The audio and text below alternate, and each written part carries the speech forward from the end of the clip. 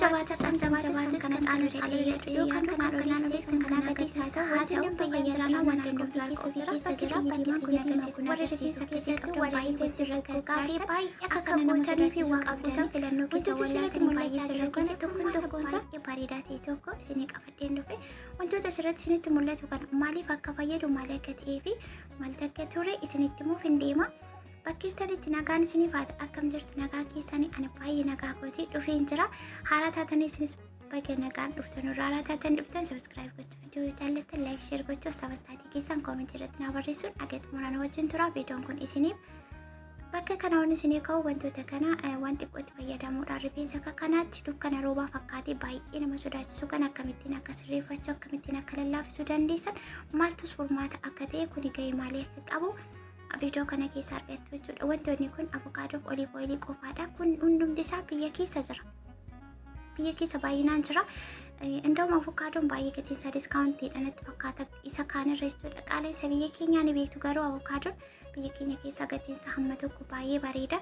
Biyya keenya keessatti faayidaa isaa waan hin beekne waan faayidaan isaa hin beekamne gatii isaa diskaawuntii godhu biyya keenya keessatti ni beektu. Juusii fi akkasumallee nyaataaf oolchuun alatti waan biraaf hin beekan avokaadoo biyya keenya keessatti akkasuma beekamtiin qabu jedhee ijaara sanaaf diskaawuntii godhanii kun akkuma argaartanii oliif oilii fi avokaadoo tokko itti fayyadamuudhaan akkamitti daakkanna warra jettan wanta tokko dhabuunis argachuunis waanuma jiru warri maashinii hin qabne harka keessanii bukeessuu illee ni dandeessu sana keessatti maankaatiin illee daakuu ni dandeessu mooyyee keessatti illee tumuu ni dandeessu isa booda haala kanaan lallaa fi baay'ee namatti tola.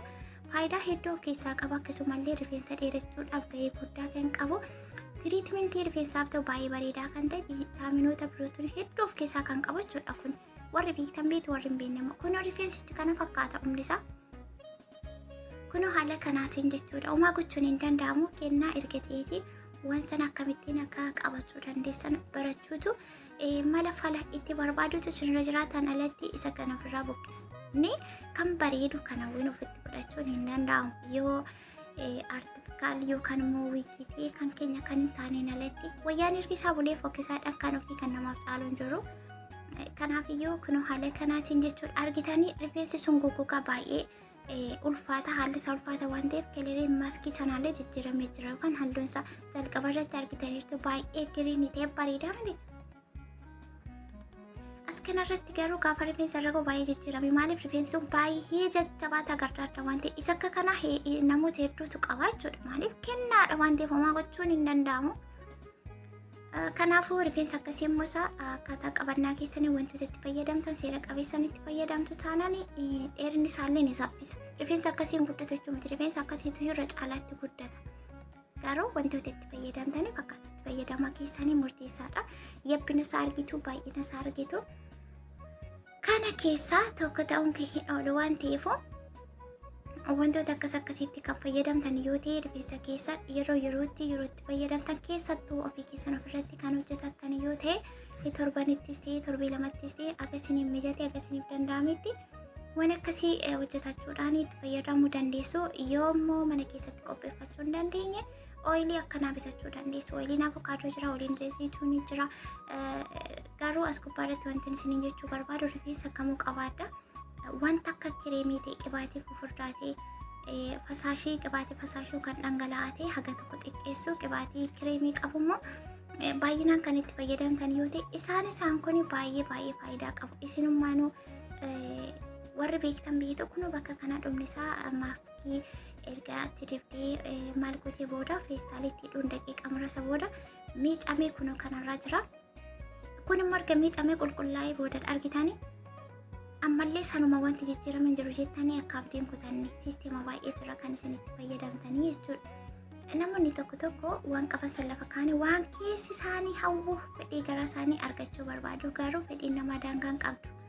Addunyaa kanarratti waan ta'eef waan qaban sana lafa yaadan geessisuun alatti fedhii ofii hunda guuttachuun hin danda'amu. Kuni waanuma kam keessatti waanuma jiru.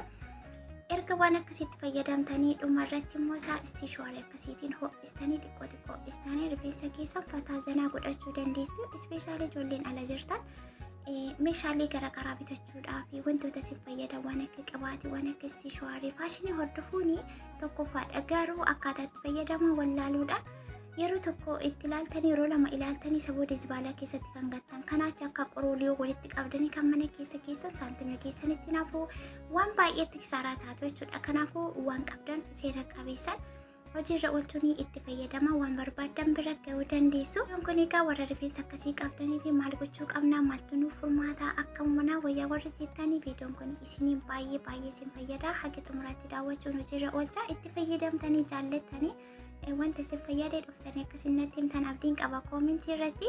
Hagammatti waan wajjin turtanii fi hedduu galatuma. Viidiyoo laayikii sheerii gochuun irraanfatina waan beektan mudannoo keessan irraati. Koomentii irratti anaafis ta'e walii keessaniif qoqqooduun irraanfatina. Kunoo argitanii kunoo dhumni isaa akkamittiin akka bareedu baay'ee namatti tola dhugaa dubbachuu fi inni kun dheerina isaafillee saffisaan akka dabalu wantootichis pirootinii hedduu kan of keessaa qabu. Garuu murteessaa yeroo isin rifeensa keessaniif kennitanii pirootinii isin rifeensa keessaniif itti fayyadamtan tiriitimentii akkamii akka gootantu murteessaadha. Isiniin ja'a kunoo kana fakkaataa baay'ee bareeda. Viidiyoon koo gara xumuraatti jirti. Viidiyoo daqiiqaa muraasaa ta'e xumuraatti daawwachuun dagatina. Viidiyoo bira nagaan deebi'uutti baay'ee.